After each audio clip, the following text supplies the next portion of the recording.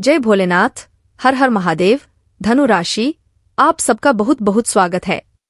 मित्रों, अब आने वाले समय में दो अद्भुत जोड़े आपके घर आएंगे, जिसकी वजह से कलयुग का सबसे बड़ा उलटफेर होगा। मित्रों, अगर यह संकेत आपको मिले तो समझ लीजिए कि आपको किसी की नजर लग चुकी है। जी हाँ दोस्तों, नजर के बारे में आपने सुना तो अवश्य होगा, लेकिन नजर क्या कर सकती है, इसके बारे में अभी आपको विस्तार से जानकारी नहीं है। दोस्तों, जब आपको इसके बारे में पता चलेगा तो आपके पैरों तले जमीन खिसक जाएगी। नजर में इतनी शक्ति है कि बड़े से बड़े पत्थर को भी वह लटका सकती है, तोड़ सकती है, बड़े से बड़े मकान में भी दरार ला सकती है, बड़े से बड़े व्यापार को भी ध्वस्त कर सकती है। इसको आप हल्के में ना लें, और यदि आपको यह संकेत दिखाई दे अपने जीवन में तो आप समझ जाइए कि आपको किसी की नजर लग चुकी है। नजर की ताकत का अंदाजा आप यहीं से लगा सकते हैं कि लोग कितनी ही बड़ी गाड़ी क्यों ना खरीद ले, चाहे 1 करोड़ की हो, चाहे 50 लाख की हो, लोग उसमें नजर के लिए फूलों की माला या फिर एक काली चोटी या फिर कोई ना कोई दूसरा उपाय अवश्य करते हैं, ताकि इस गाड़ी को किसी की नजर ना लग जाए। यही हाल बड़े बड़े मकान का भी होता है और बड़े बड़े उद्योग धंधों का भी होता है, जहां नजर से बचाव के लिए लोग तरह तरह के उपाय करते रहते हैं। जी हाँ दोस्तों, तो ऐसे में आपको भी जानना बहुत आवश्यक है कि कौन से वह संकेत हैं जो आपको बताएंगे कि आपके जीवन में किसी की नजर कार्य कर रही है। अब नजर दोष की एक बड़ी समस्या यह भी है दोस्तों कि एक बार जब किसी की नजर आपको लग गई, या आपके कारोबार या आपकी गाड़ी या फिर किसी और चीज को जो आपसे संबंध रखती है, एक बार किसी की नजर लग गई तो फिर वह नजर जीवन भर नहीं जाती है, जब तक कि आप उस नजर के निवारण के लिए कोई उपाय न कर दें। नजर दोष की सबसे बड़ी समस्या यही है। देखा तो ऐसा भी गया है कि जिस इंसान पर नजर लग जाती है, उस इंसान की बुद्धि पूर्ण रूप से निष्क्रिय हो जाती है। जहां कभी वह इंसान तर्कशील बुद्धिमान हुआ करता था, नजर लगने के बाद धीरे धीरे उसके चरित्र का, उसकी बुद्धि का पतन होना शुरू हो जाता है, और वह ऐसी ऐसी बुरी लतों में, आदतों में उलझ जाता है कि फिर शिवाय बदनामी के, शिवाय परेशानी के उसके जीवन में कुछ भी बाकी नहीं रह जाता है। दोस्तों, इसी के साथ साथ हम आपको कुछ छोटी छोटी बातें और भी बताएंगे, जैसे कि जब आप पूजा पाठ करते हैं तो दीपक जलाते हैं। अब दीपक कैसे जलाना है कि देवी देवता तुरंत प्रसन्न हो जाए और हमारी हर एक मनोकामना को पूर्ण करे। या दोस्तों, अग्नि का हमारे पूजा पाठ में, हिंदू धर्म में बहुत अधिक महत्व है। बिना अग्नि प्रज्वलित किए पूजा पाठ संभव ही नहीं है। हर एक पूजा अधूरी मानी जाती है। तो हम दीपक के रूप में जो शुद्ध अग्नि प्रज्वलित करते हैं, उसका भी कुछ ना कुछ धार्मिक महत्व होता है और कोई ना कोई विधि विधान आवश्यक होता है। और कैसे भी कहीं भी दीपक जला दिया, यदि आपने गलत तरीके से दीपक जलाया है, तो आपके जीवन में जहां सकारात्मक ऊर्जा आनी चाहिए थी, देवी देवताओं की कृपा आनी चाहिए थी, नहीं तो वहां भूतों का बसेरा हो जाएगा। आपका जीवन नर्क बन जाएगा। आपकी पूजा पाठ का फल कोई और ही खा रहा होगा। आज हम विस्तार से इस विषय पर चर्चा करेंगे। ऐसी विद्या के बारे में बताएंगे जिस विद्या के बारे में अब तक आपको बिल्कुल भी पता नहीं है। दोस्तों, आपने अक्सर यह सुना होगा कि हर इंसान के मुख पर या जबान पर एक बार सरस्वती का वास अवश्य होता है। या दोस्तों, अपने घर के बड़े बुजुर्गों को ऐसे कहते सुना होगा, अरे सोच समझ कर बोलो, पता नहीं कब सरस्वती जुबान पर बैठ जाएगी। दोस्तों, एक बार सरस्वती जबान पर बैठती है तो वह इंसान जो भी कुछ कहता है वह सत्य हो जाता है। अर्थ हो, अनर्थ हो, कोई फर्क नहीं पड़ता है। तो क्या कोई ऐसी विद्या है जिससे हम जानबूझकर सरस्वती को अपनी जुबान पर बैठा सके? यदि अगर हम ऐसा करने में सक्षम हो गए तो कितना बड़ा चमत्कार हो सकता है। दोस्तों, आप बोलेंगे कि हमारा धंधा इतना बड़ा हो जाए कि हम करोड़पति हो जाए, और आपका धंधा बड़ा हो जाएगा, आप करोड़पति हो जाएंगे। कितनी अच्छी बात है। तो इतनी बड़ी गुप्त विद्या जिससे आप अब तक अनजान थे, आज हम आपको उस विद्या के बारे में बताने जा रहे हैं। दोस्तों, यकीन मानिए कि इस विद्या का लाभ स्वयं हमने भी अपने जीवन में महसूस किया है। ऐसी वस्तुएं, ऐसी ऐसी परिस्थितियां हमारे जीवन में आ गई थी जिनके लिए हमने मंत्र बोला था और हमारे जीवन में वह उपस्थित हो गई जिनका हो पाना लगभग असंभव था, लेकिन वह घटनाएं भी हो गई। केवल बोलने मात्र से हमारे शास्त्रों में इस विषय पर चर्चा है। पूर्ण रूप से इस विषय पर विस्तार से बताया गया है, लेकिन हर जगह इस बारे में लोग बात नहीं करते हैं। शायद लोगों को पता नहीं है, और जिनको पता है वह अपने गुप्त रहस्य किसी को बताना नहीं चाहते हैं तो यह वीडियो बहुत खास है, जानकारी से भरपूर है। जो अपने जीवन में कुछ करना चाहते हैं, अपने जीवन का विकास करना चाहते हैं, तरक्की करना चाहते हैं, ऐसे लोग इस वीडियो को पूरा देखना चाहिए। और जिन लोगों को केवल टाइम पास चाहिए, हंसी मजाक के लिए देखते हैं वीडियो, वो इस वीडियो को छोड़कर जा सकते हैं।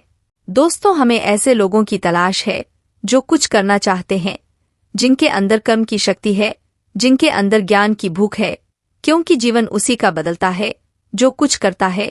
सिर्फ ज्ञान ले लेने से, बातें सुन लेने से परिवर्तन नहीं आ जाते। दोस्तों, आपने वह श्लोक तो सुना ही होगा, पुस्तक प्रिय विद्या पर हस्त कम धनम कार्यकाल समुत्पन्न नशा। विद्यार्थी यानी कि विद्या चाहे कितनी ही अच्छी हो, अगर वह पुस्तक आपने नहीं पढ़ी है तो आपको उस विद्या का कोई लाभ नहीं होगा। धन चाहे कितना ही हो, लेकिन आपके हाथ में नहीं है, कहीं और अपने दे रखा है, तो वह आपके किसी काम का नहीं है। क्योंकि जब समय आएगा तब आपके काम ना तो ज्ञान आएगा और ना ही धन आएगा। उसी प्रकार यदि आप ज्ञान को हासिल भी कर लेते हैं और काम नहीं करते हैं, तब भी वह ज्ञान बिल्कुल बेकार है, पुस्तक में बंद विद्या के समान है। जो है तो लेकिन उसका कोई महत्व नहीं है, उसकी कोई उपयोगिता नहीं है। दोस्तों, तो चलिए वीडियो में आगे बढ़ते हैं और आपको बताते हैं आपको कैसे पता लगेगा कि नजर आपको लग चुकी है। आपके काम को, आपके उद्योग धंधों को, आपके घर को नजर लग गई है। और नजर निवारण कैसे करना है, इसका भी हम आपको पुख्ता इंतजाम बताएंगे। वीडियो की शुरुआत करते हैं, लेकिन आपसे निवेदन है कि कमेंट पूरे भक्ति भाव के साथ जय मां भद्रकाली अवश्य लिखें। माता का सीधा आशीर्वाद और प्रेम आपको प्राप्त होगा। तो चलिए आगे बढ़ते हैं और बताते हैं कौन से हैं वह 7 संकेत। शुरुआत करते हैं व्यापार स्थल से, क्योंकि व्यापार जहां से पैसा उत्पन्न होता है वह हर इंसान के लिए बेहद महत्वपूर्ण है। क्योंकि जीवन में यदि धन नहीं रहता तो जीवन के समान नहीं रहता। सिर्फ एक नरक की भट्टी के समान इंसान पूरे परिवार के साथ उस भट्टी में जलता रहता। तो सबसे पहले बात करेंगे व्यापार की। व्यापार को नजर लग जाए तो क्या होता है। मानकर चलते हैं कि आपने कोई व्यापार शुरू किया या फिर आप पुराना कोई व्यापार करते चले आ रहे हैं और आपकी आमदनी रोज की 2000 थी, लेकिन कुछ समय के बाद हुआ यह है कि आपकी आमदनी धीरे धीरे कम होने लगी। ग्राहक आपकी दुकान पर आने धीरे धीरे कम होने लगे। पहले जहां 20 ग्राहक आते थे, अब वही आपके पास 10 हुए, फिर 5 हुए, फिर 2। आपकी आमदनी भी 2000 से 1500 हुई, 1200 हुई, फिर 1000, यानी कि आपकी आमदनी गिरती चली जा रही है। आप पूरा प्रयास कर रहे हैं, अपना पूरा दिमाग लगा रहे हैं, पूरी मेहनत कर रहे हैं, लेकिन आपके व्यापार में बरकत नहीं हो पा रही है। दूसरा यह है कि आपका जो पैसा व्यापार के माध्यम से आ रहा था, वह पैसा भी आपको फलित नहीं हो रहा है, वह पैसा भी आप उपयोग नहीं कर पा रहे हैं। गलत जगह पर खर्च हो जाता है, बीमारी आदि में चला जाता है, या फिर किसी ऐसी जगह चला जाता है जहां पर जाना नहीं चाहिए, यानी कि फिजूल खर्ची में। फिर ऐसे में आपको समझ जाना चाहिए कि आपके व्यापार में नजर लग गई है। अब नजर कैसे लगती है? यह बहुत साधारण सी घटना है कि कोई इंसान आपसे मिलने आया, आपने उसे अपने व्यापार के बारे में बताया, अपनी आमदनी के बारे में बताया। अब वह इंसान आपके व्यापार को देखा है और देखते ही मन में यही सोचता है, कितना अच्छा व्यापार है, कितना अच्छा बिजनेस है, काश ऐसा बिजनेस मेरा होता। भगवान ने इसे इतना अच्छा बिजनेस क्यों दे दिया? अब उसमें जो नकारात्मक ऊर्जा उत्पन्न हो रही है, अब वह नकारात्मक ऊर्जा आपके जीवन में किस प्रकार प्रभाव डालेगी? आपके 2 ग्रहों की ऊर्जा को प्रभावित करेगी। पहले मंगल, दूसरा राहु। दोस्तों, जब मंगल और राहु से उत्पन्न होने वाली ऊर्जा प्रदूषित हो जाती है, नकारात्मकता हो जाती है, तो इसे नजर लग जाना कहते हैं। जी हाँ दोस्तों, आपके धंधे को नजर लग गई है। अब आपका धंधा पनपेगा नहीं, आप कितनी ही ताकत लगा लीजिए, अब आपका धंधा डूबेगा और आपको बर्बाद करके ही जाएगा। तो ऐसे में बेहतर यह है कि आप कोई उपाय करें। तो काम धंधे में बरकत के लिए, नजर से रक्षा के लिए, नजर जो लगी है उसे हटाना है और नजर से रक्षा भी करनी है कि दोबारा किसी की नजर ना लगे। तो क्या करना है? सबसे पहले काम यह करना है कि दोस्तों, यदि आपको लगता है कि नजर लग चुकी है तो क्या करना है? आपको अपने दुकान के दरवाजे पर दाहिने और बाएं दोनों तरफ शाम के समय थोड़ा सा अनाज रखना है और उस अनाज के ऊपर गाय के घी का एक दीपक जलाना है और उस दीपक में थोड़ा सा कपूर डाल देना है। सैनिक कपूर डाल देना दोस्तों, यह क्रिया आपको लगभग 7 दिनों तक करनी है। शाम के समय थोड़ा सा अनाज रखिए, उस अनाज के ऊपर दीपक रखिए और दीपक में भी कपूर डाल दीजिए। दीपक दरवाजे के नीचे जलाना चाहिए। यह दिशा पूर्व होनी चाहिए, उत्तर पूर्व होनी चाहिए या फिर उत्तर दिशा होनी चाहिए। इसके अलावा कोई और दिशा काम नहीं करेगी। दोस्तों, अब दूसरा कार्य आपको क्या करना है कि आपको काले रंग के कपड़े में थोड़ी सी फिटकरी बांधनी है। दोस्तों, कोई भी फिटकरी आप ले लीजिए। थोड़ी सी फिटकरी आपको काले कपड़े में बांधनी है। काले धागे से लपेटकर एक पोटली बनानी है और उसे अपनी दुकान के एक कोने में रख देनी है। किसी भी कोने में आप रख सकते हैं, इससे कोई फर्क नहीं पड़ता है। बस उस पोटली पर किसी की नजर ना पड़े। 7 दिनों तक वह पोटली आपकी दुकान में रखी रहेगी। जब आप अपनी दुकान बंद करके जाए, उस समय आपको अपनी दुकान में गंगाजल का छिड़काव भी करना है। दोस्तों, 7 दिन का ही उपाय रहेगा। इसी के साथ साथ दोस्तों, जब आप अपनी दुकान बंद करके जा रहे हो, उससे ठीक पहले अपनी दुकान में एक कटोरी ले और उस कटोरी में थोड़ा सा कपूर और लोबान प्रज्वलित करें। मित्रों, आज हम बात करेंगे मंगल दोष की और आपको बताएंगे कि अगर आपकी कुंडली में मंगल का दोष है तो इसका प्रभाव कैसा होता है। सबसे पहले जानते हैं कि मंगल वैवाहिक जीवन पर किस प्रकार का असर डालता है। देखिए, अन्य चीजों के अलावा मंगल भावनाओं का स्वामी भी होता है, इसलिए वैवाहिक जीवन की हर भावना को प्रभावित करता है। विवाह के समय इसीलिए मंगल दोष को देखना महत्वपूर्ण हो जाता है। मंगल जब कुंडली के कुछ विशेष खानों में भावों में बैठता है तो मंगल दोष होता है।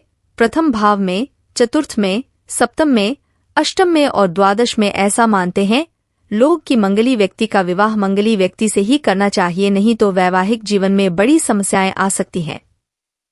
कभी कभी यह भी कहा जाता है कि अगर एक की कुंडली में मंगल दोष है और दूसरे में नहीं है, तो जिनकी कुंडली में नहीं है उसकी मृत्यु भी हो सकती है। अब यह जानते हैं कि मंगल दोष का वैवाहिक जीवन पर वास्तव में क्या असर पड़ता है। देखिए, मंगल जो है वह एक क्रूर ग्रह है, इसलिए विवाह पर इसका प्रभाव पड़ना एक समस्या देता है। जिस कुंडली में मंगल दोष होता है वहां पर विवाह के मामले में सावधानी रखनी चाहिए। मंगल दोष में भी लग्न और अष्टम भाव का मंगल दोष ज्यादा गंभीर होता है।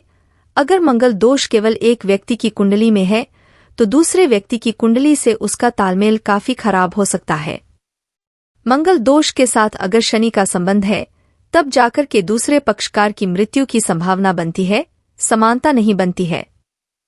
मंगल अगर सूर्य की वजह से अस्त हो या मंगल पर बृहस्पति का प्रभाव हो तो यह दोष काफी हद तक कम हो जाता है। मंगल अगर कुपित हो यानी थोड़ा सा नेगेटिव वाले पार्ट में हो तो वैवाहिक जीवन टूटता चलता रहता है। पूरी तरह से नहीं टूटता, लेकिन उसमें हिंसा आ जाती है, मारपीट की नौबत आ जाती है।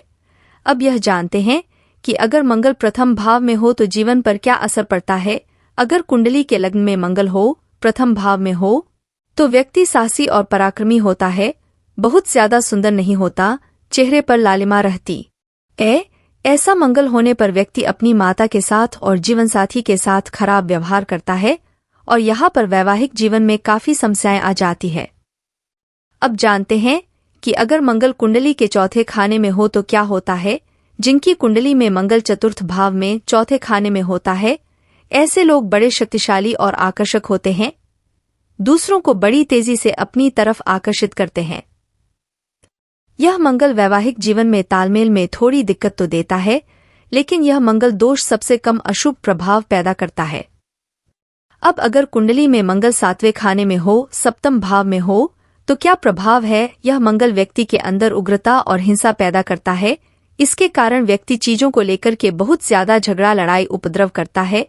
लेकिन यह मंगल संपत्ति के मामले में और संपत्ति संबंधी काम में लाभ पहुंचता है।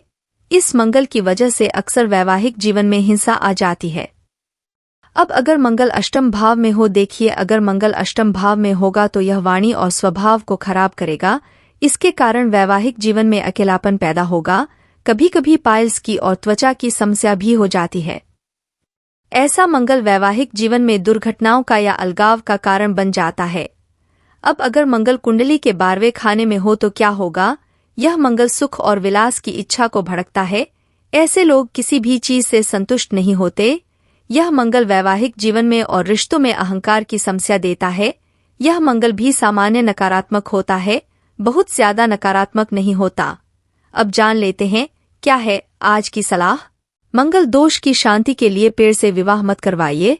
यह सब मूर्खता मत करिए। पेड़ से घड़े से विवाह करवाने से बेहतर होगा कि 2 अलग अलग मुहूर्त में उसी शादी को आप 2 बार करवा लीजिए, तो इसका नकारात्मक प्रभाव समाप्त हो जाएगा।